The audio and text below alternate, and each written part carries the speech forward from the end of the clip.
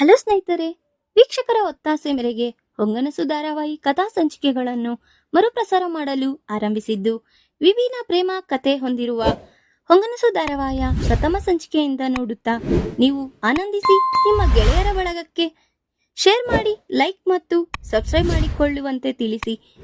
ನಮ್ಮ ಈ ಪ್ರಯತ್ನಕ್ಕೆ ನಿಮ್ಮ ಬೆಂಬಲ ಸೂಚಿಸುವಿರಾಗಿ ಭಾವಿಸುತ್ತಾ ಬನ್ನಿ ಇಂದಿನ ಸಂಚಿಕೆಯ ಪಯಣ ಆರಂಭಿಸೋಣ. ಹೇ, ಸಾಧಿಸ್ಬಿಟ್ಟೆ, ನಾನು ಅನ್ಕೊಂಡಿದ್ನ ಸಾಧಿಸ್ಬಿಟ್ಟೆ ಅಂತ ಹೊಸ ಪರಿಚಯ ಮಾಡಿಕೊಳ್ಳೋಣ ಬನ್ನಿ. ಯಾಕೆ ವಸು, ಏನ್ ಸಾಧಿಸ್ದೆ? ಮತ್ತೆ ಅದೇ ಕನ್ಸ? ನೀನ್ ಈ ತರ ಕನ್ಸ್ಕೊಂಡ್ರೆ ಹಾಗಲ್ಲ, ನೀನು ಅದ್ರ ಪ್ರಯತ್ನ ಮಾಡ್ಲೇಬೇಕು.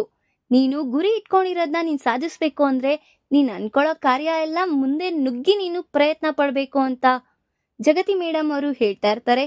ಮೇಡಮ್, ನನ್ನ ಕಾರ್ಯ ಹಿಂದೆ ನೀವು ಯಾವಾಗೂ ನನಗೆ ಸತತವಾಗಿ ಪ್ರಯತ್ನ ಕೊಡ್ತಾನೆ ಇರ್ತೀರಾ.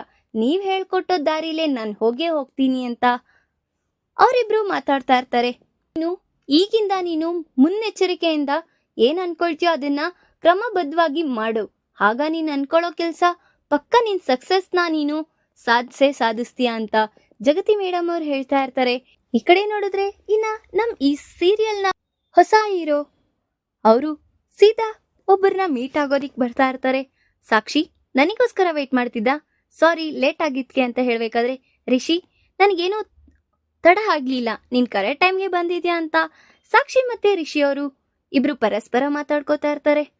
ಏನು, ನಮ್ ಮದ್ವೆ ಬಗ್ಗೆ ಯೋಚನೆ ಮಾಡ್ತಿದ್ಯಾ, ಅದ್ರ ಬಗ್ಗೆ ಮಾತಾಡೋದಿಕ್ ಕರ್ದಿದ್ಯಾ ಅಂತ ಹೇಳ್ತಾ ಇರ್ತಾರೆ. ಹೌದು ರಿಷಿ, ಏನ್ ಗೊತ್ತಾ ವಿಚಾರ, ನನ್ಗೆ ಲಂಡನ್ ಅಲ್ಲಿ PhD ಮಾಡೋ ಆಪರ್ಚುನಿಟಿ ಸಿಕ್ಕಿದೆ, ನಾನ್ ಹೋಗ್ಬೇಕು ಅಂತ ಸಾಕ್ಷಿ ಅವ್ರು ಹೇಳ್ತಾ ಇರ್ತಾರೆ. ಆ ವಿಚಾರನ ಕೇಳಿಸ್ಕೊಂಡು ರಿಷಿ ಅವ್ರಿಗೆ ಬೇಜಾರಾಗ್ತಿರುತ್ತೆ. ನಾನ್ ಹೇಳ್ತಿದ್ದೀನಿ ನೀನ್ ಅಲ್ಲಿಗೆ ಹೋಗೋದು ಸರಿಯಲ್ಲ, ಏಕೆ ನಿನ್ ಪ್ರಿಯಾರಿಟಿ ಆಗಿರ್ಬೇಕು, ನಿನ್ಗೆ ಓದಿನ ಬಗ್ಗೆನೆ ಪ್ರಿಯಾರಿಟಿನಾ ಅಂತ ರಿಷಿ ಅವ್ರು ಕೇಳ್ತಾ ಇರ್ತಾರೆ. ಇದು ನನ್ ತುಂಬಾ ವರ್ಷಗಳ ಕನ್ಸು, ಈಗ ನನಗೆ ಆಪರ್ಚುನಿಟಿ ಬಂದಿದೆ, ಹಾಗಾಗಿ ನಾನು ಹೋಗ್ಬೇಕು ಅಂತ ಆಸೆ ಪಡ್ತಾ ಇದ್ದೀನಿ ಅಂತ ಹೇಳ್ತಾ ಇರ್ತಾರೆ. ಈಗ ನಮ್ ಮದ್ವೆ ಕತೆ ಅದೇ ಹೇಳ್ತಿದ್ದೀನಲ್ವಾ, ನಮ್ ಮದ್ವೆನ ಇನ್ನೊಂದೆರಡು ವರ್ಷ ಬಿಟ್ಟು ಮುಂದೆ ಹಾಕೊಳ್ಳೋಣ ಅಂತ ಹೇಳ್ತಾ ಇರ್ತಾರೆ. ಏನ್ ನೀನು ಹುಡುಗಾಟ ಆಡ್ತಿದ್ಯಾ? ಎಂಗೇಜ್ಮೆಂಟ್ ಆದ್ಮೇಲೆ ಈ ವಿಚಾರ ಗೊತ್ತಾಯ್ತು ಅಲ್ವಾ, ಆ ವಿಚಾರನ ಮುಂಚೆನೆ ನನಗ್ ತಿಳಿಸ್ಬೇಕು ಅಂತ ರಿಷಿ ಅವ್ರು ಕೇಳ್ತಿದ್ರು. ಏಕೆ, ನಾನು ನೀನು ಸತತವಾಗಿ ನಿನ್ ಪ್ರಯತ್ನ ನೀನ್ ಮಾಡು, ನನ್ ಪ್ರಯತ್ನ ನಾನ್ ಮಾಡ್ತೀನಿ. ಈಗ ನಮ್ ಮಾಡರ್ನ್ ಕಲ್ಚರ್ ಅಲ್ಲಿ ಇಬ್ರು ಗಂಡ ಹೆಂಡತಿ ದುಡ್ಡು ಬಿಟ್ಟು ಮನೇನ ನಡ್ಸೋದು ನಮಗೂ ಒಳ್ಳೇದೇ ಅಲ್ವಾ ಅಂತ ಅವರಿಬ್ರು ಮಾತಾಡ್ತಾ ಇರ್ತಾರೆ. ಇಲ್ಲ, ನನಗೆ ನನ್ನ ಹೆಂಡತಿ ಯಾವುದೇ ರೀತಿ ಕೆಲ್ಸಕ್ಕೆ ಹೋಗ್ಬಾರ್ದು, ಬರೀ ನನ್ನ ನೋಡ್ಕೊಂಡು ನಾನೇ ಅವಳಿಗೆ ಫಸ್ಟ್ ಪ್ರಿಯಾರಿಟಿ ಆಗಿರ್ಬೇಕು, ನಾನು ನಮ್ಮ ಮನೆಯವರು ಅಷ್ಟೇ ಅವಳಿಗೆ ಪ್ರಪಂಚ ಆಗಿರ್ಬೇಕು ಅಂತ ಹೇಳ್ತಾ ಇರ್ತಾನೆ. ಈ ಕಡೆ ನೋಡಿದ್ರೆ ವಸುಧರ ಇನ್ನ ಅವರು ಕಾಂಪಿಟೇಷನ್ ಅಲ್ಲಿ ಈ ಕಡೆ ಹೆಣ್ಣು ಜಾಸ್ತಿನಾ ಗಂಡು ಜಾಸ್ತಿನಾ ಅಂತ ಆ ಸ್ಪರ್ಧಾರ್ ಚರ್ಚೆಯಲ್ಲಿ ಭಾಗವಹಿಸಿ ಆ ಸ್ಪರ್ಧೆಯಲ್ಲಿ ವಸುಧರ ಗಂಡ್ ಹೆಚ್ಚ ಹೆಂಗ್ಸ್ ಹೆಚ್ಚ ಅನ್ನೋ ವಿಚಾರದ ಬಗ್ಗೆ ಮಾತಾಡ್ತಾ ಇರ್ತಾರೆ. ಆ ವಿಚಾರನ ನೋಡಿ ಜಗತಿ ಮೇಡಮ್ ಅವ್ರಿಗೆ ತುಂಬಾ ಖುಷಿ ಆಗ್ತಾ ಇರುತ್ತೆ. ನಮ್ ಕಾಲೇಜ್ ಬೋರ್ಡ್ ಗರ್ಲ್ ಇವಳು ಎಷ್ಟು ಚೆನ್ನಾಗಿ ಮಾತಾಡ್ತಾಳೆ ಅಂತ ಅವರಲ್ಲಿ ಅವರು ತುಂಬಾ ಖುಷಿ ಪಡ್ತಾ ಇರ್ತಾರೆ. ರಿಷಿ, ನೀನ್ ಹೀಗೆ ಹೇಳೋದು ಹೇಗೆ, ನಾನ್ ಹೋಗ್ಬೇಕು, ಇದು ನನ್ ಡ್ರೀಮ್ ಅಲ್ವಾ ಅಂತ ಸಾಕ್ಷಿ ಹೇಳ್ತಾ ಇದ್ರು. ನನಗ್ ಈ ಡ್ರೀಮ್ ನನಗ್ ಇಷ್ಟ ಆಗ್ಲಿಲ್ಲ, ನಿನಗೆ ನಾನು ಪ್ರಿಯಾರಿಟಿ ಆಗಿದ್ರೆ ನೀನ್ ನನಗೋಸ್ಕರ ಆ ಲಂಡನ್ ನ ಕ್ಯಾನ್ಸಲ್ ಮಾಡ್ಕೊಂತಿದ್ದೆ, ಬಟ್ ನಿನಗ್ PhDನೇ ಮುಖ್ಯ ಅನಿಸ್ತಿದೆ, ಬಟ್ ನನಗೇನು ಈಗ ನಾನು ಏನು ಮಾಡೋದಿಕ್ಕಾಗಲ್ಲ ಅಂತ ರಿಷಿ ಅವ್ರು ಹೇಳ್ತಾ ಇದ್ರು. ಅರ್ಥ ಮಾಡ್ಕೋ, ಏಕೆ ನಾನು ಮುಂದೆ ಬರ್ಬೇಕು ಅನ್ನೋ ಆಸೆ ನನ್ಗೂ ಇದೆ ಅಲ್ವಾ, ನಾನು ಆ ತರ ಬಂದು ನಾವಿಬ್ರು ಖುಷಿಯಾಗಿರ್ಬೋದು ಅಂತ ಎಷ್ಟೇ ಅವಳು ಒತ್ತಾಯ ಮಾಡ್ತಿದ್ರು, ಇಲ್ಲ ನನಗ್ ಇದು ಇಷ್ಟ ಆಗ್ಲಿಲ್ಲ. ಈಗ ನೀನು ಲಂಡನ್ ಇಂದ ಬರ್ತೀಯ ಅಂತ ಕಾಯ್ತಾ ಇರ್ತೀನಿ, ಬಟ್ ನೀನ್ PhD ಮುಗಿದ್ಮೇಲೆ ನಿನಗೆ ಬೇರೆ ಯಾರಾದ್ರೂ ಸಿಗ್ಬೋದು, ಆಗ ನನ್ಕಿಂತ ಗುಡ್ ಕ್ವಾಲಿಟಿ ಅವನಲ್ಲಿದ್ರೆ ಆಗ ನಾನು ಬಿಟ್ಬಿಡ್ತೀಯ ಅಲ್ವಾ ನೀನು. ಅದಕ್ಕೆ ನಾನು ಹೇಳ್ತಿದ್ದೀನಿ, ನಿನಗೆ ಇಷ್ಟ ಇದ್ರೆ ಮಾತ್ರ ಇಲ್ಲಿರು, ಇಲ್ಲ ಅಂದ್ರೆ ನೀನ್ PhD ಮಾಡ್ತೀನಿ ಅಂದ್ರೆ ಆರಾಮಾಗಿ ಹೋಗು, ಆದ್ರೆ ಹೇಗೋ ಫಸ್ಟ್ ಈ ವಿಚಾರನ ತಿಳಿಸ್ದೆ, ಇಲ್ಲ ಅಂದ್ರೆ ನಂತರ ಆಗ್ಬಿಡ್ತಾರೆ ನನ್ ಮಕ್ಳು ಸಹ ಅಂತ ಹೇಳ್ಬೇಕಾದ್ರೆ, ಯಾವಾಗೋ ಏನೋ ಆಗಿರೋದ್ನ ಅದನ್ನೇ ಇಟ್ಕೊಂಡು ಜೊತಾಡ್ತಾ ಇರೋದು ಸರಿಯಲ್ಲ ರಿಷಿ ಅಂತ ಹೇಳ್ತಿದ್ರು. ನನ್ ಪರಿಸ್ಥಿತಿ ಮತ್ತೆ ನನ್ ಹುಟ್ಟೋ ಮಕ್ಳಿಗೆ ಬರ್ಬಾರ್ದು, ನೀನ್ ಹೇಗೋ ಮುಂಚೆ ಹೇಳಿ ತುಂಬಾ ಹೆಲ್ಪ್ ಮಾಡಿದ್ಯಾ, ಬೇಡ ಆಯ್ತು, ನೀನ್ ಲಂಡನ್ಗೆ ಹೋಗೋ ಪ್ರಯತ್ನ ನೀನ್ ಮಾಡ್ಕೊ ಅಂತ ಹೇಳ್ತಾ ಇರ್ತಾನೆ. ಈ ಕಡೆ ನೋಡಿದ್ರೆ ವಸುಧರ ಇನ್ನ ಆ ಸ್ಪೀಚ್ ನ ಮಾತಾಡ್ತಾ ಇರ್ತಾಳೆ.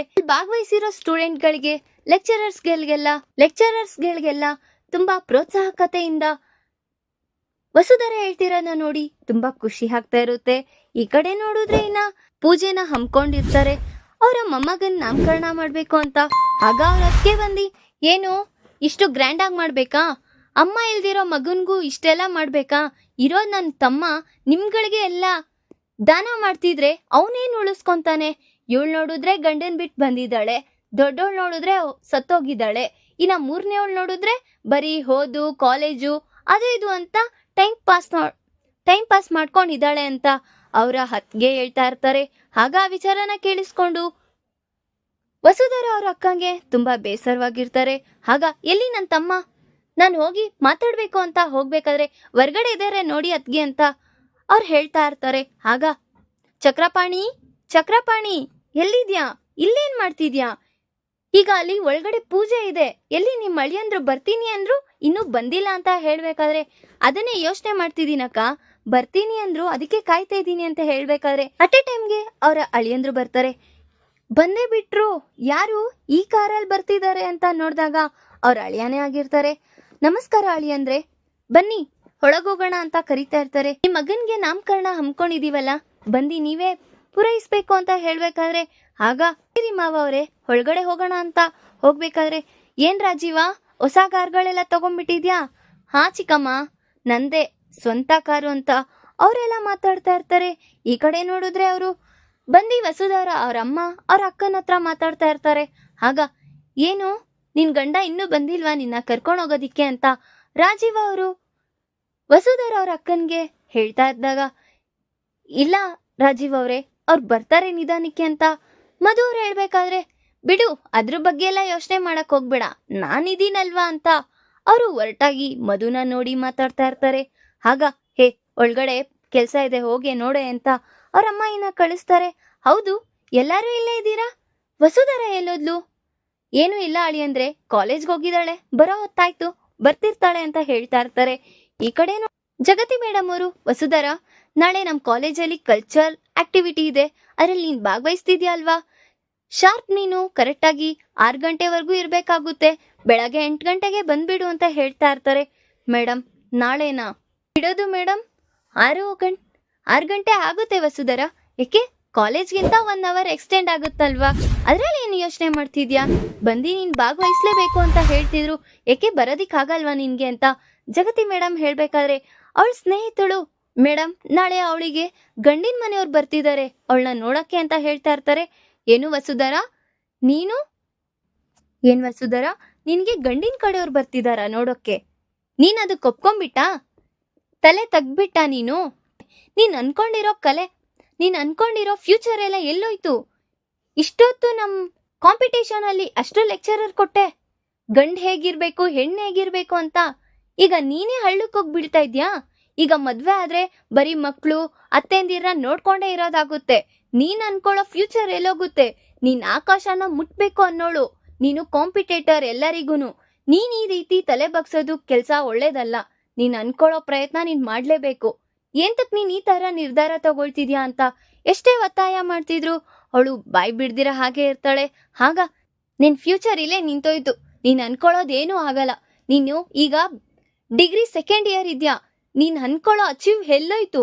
ಈ ಕಾಲೇಜ್ಗೆ ಟಾಪರ್ ಆಗ್ಬೇಕು ಅನ್ನೋ ಆಸೆ ನಿನಗೆ, ಆ ಹುಮ್ಮಸ್ಸೆಲ್ಲ ಎಲ್ಲೋಯ್ತು? ಮೇಡಮ್ ನೀವೇನು ಯೋಚನೆ ಮಾಡ್ಬೇಡಿ, ನಾನು ಅನ್ಕೊಳ್ಳೋ ಪ್ರಯತ್ನ ನಾನು ಸಾಧಿಸ್ತೀನಿ ಅಂತ ವಸು ಹೇಳ್ತಿದ್ರು. ಎಲ್ ಸಾಧಿಸ್ತೀಯಾ? ಈಗ ನಾಳೆ ನೀನು ಕೋಲೆ ಬಸವಣ್ಣ ತರ ನೀನು ಆ ಹುಡ್ಗನ್ ಮುಂದೆ ಹೋಗಿ ನನಗೆ ಈ ಮದ್ವೆ ಇಷ್ಟ ಅಂತ ಹೇಳ್ತ್ಯಾ? ಬೇಡ ವಸುಧರ, ನೀನ್ ತಗೊಳ್ಳೋ ನಿರ್ಧಾರ ಗಟ್ಟಿಯಾಗಿರ್ಬೇಕು. ಎಲ್ಲರಿಗೂ ನೀನು ರೋಲ್ ಮಾಡೆಲ್ ಆಗ್ಬೇಕು, ಅದನ್ನ ಯೋಚನೆ ಮಾಡು. ಇನ್ ಮಿಕ್ಕಿದ್ ನಿನ್ನಿಷ್ಟ. ನಾಳೆ ಬರ್ಲೇಬೇಕು ಅಂತ ಒತ್ತಾಯ ಮಾಡ್ತಾ ಇರ್ತಾರೆ ಜಗತಿ ಮೇಡಮ್ ಅವರು. ಈಗ ವಸುಧರ ಅನ್ಕೊಂಡಂಗೆ ಅವಳು ಕಾಲೇಜ್ ಟಾಪರ್ ಆಗ್ಬೇಕು ಅನ್ನೋ ಪ್ರಯತ್ನದಿಂದ ಮತ್ತೆ ಅವಳು ಕಲ್ಚರಲ್ ಆಕ್ಟಿವಿಟೀಸ್ಗೆ ಭಾಗವಹಿಸ್ತಾಳ ಅಥವಾ ಅವ್ರ ಅಪ್ಪ ಒತ್ತಾಯದಿಂದ ಆ ಮದ್ವೆಗೆ ಒಪ್ಕೊಂತಾಳ? ನನ್ನ ಮುಂದಿನ ಭಾಗದಲ್ಲಿ ತಿಳಿಸ್ಕೊಡ್ತೀನಿ. ಈ ವಿಡಿಯೋ ಇಷ್ಟ ಆದ್ರೆ ಲೈಕ್ ಮಾಡಿ, ನಿಮ್ಮ ಫ್ರೆಂಡ್ಸ್ ಹಾಗೆ ನಿಮ್ಮ ರಿಲೇಟಿವ್ಸ್ಗೂ ಶೇರ್ ಮಾಡಿ ಅಂಡ್ ಕಮೆಂಟ್ ಮಾಡಿ. Thanks for watching.